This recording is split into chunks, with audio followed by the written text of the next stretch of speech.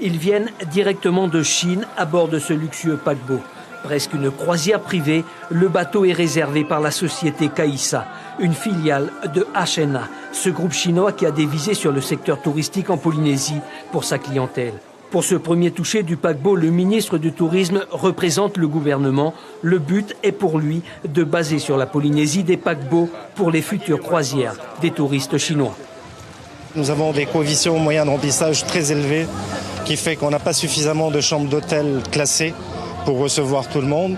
Et la croisière est un bon substitut qui permettrait rapidement à des groupes comme HNA de lancer leur venue avec leur compagnie aérienne Hainan Airlines, de disposer de quelques hôtels sur l'île de Tahiti et d'embarquer tout de suite sur des bateaux de ce type pour faire les îles.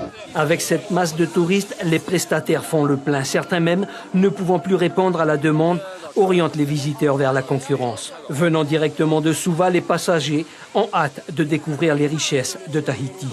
Pour cette première croisière, il a fallu adapter les produits aux nouveaux clients. On a effectivement organisé tout le programme des excursions pour le paquebot. Notre client à nous, c'est Costa Croisière, avec qui on fait plusieurs paquebots dans l'année, donc c'est pas une nouveauté. En revanche, la clientèle est très très particulière, très difficile à satisfaire et très peu disciplinée. Une excursion de 45 jours dans le Pacifique avec un départ et un retour en Chine. Le Costa Atlantica quitte le port de Papeete en début de soirée. Prochaine escale à Auckland. Et 2000 croisiéristes en balade et dans les rues de Papeete, ça fait du bien au commerce. Gilio, bonsoir. Vous êtes président de la Fédération Générale du Commerce. Des opérations comme celle-là sont toujours les bienvenues pour les commerçants ?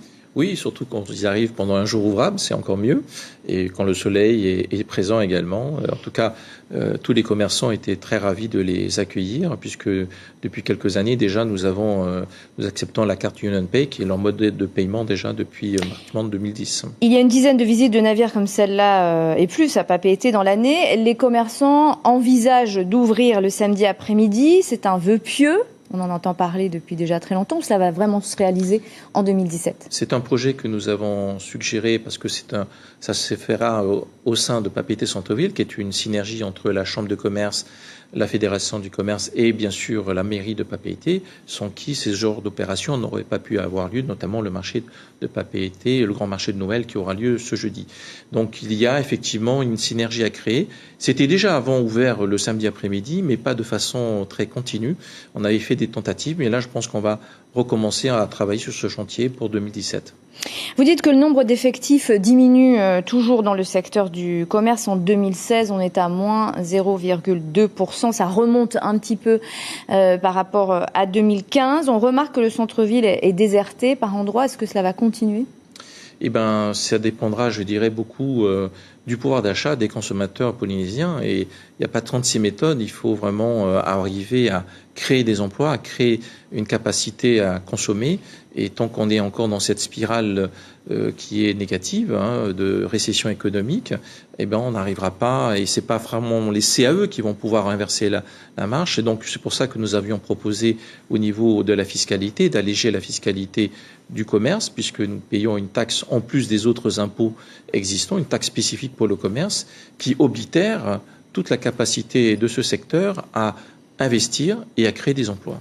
Alors vous proposez aussi, en tout cas, vous le souhaitez pour 2017, que l'on réduise le nombre de PPN, donc de produits de première nécessité, et de PGC, les produits de grande consommation.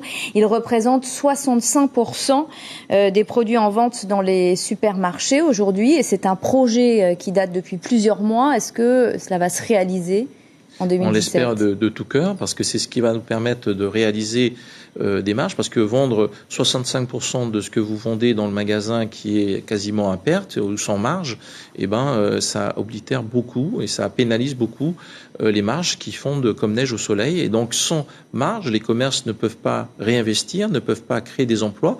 C'est une leitmotiv, c'est une constante. Et ce que le pays et l'économie polynésienne a besoin, ce sont des emplois créés et des consommateurs qui dépensent. Vous êtes plutôt inquiet ?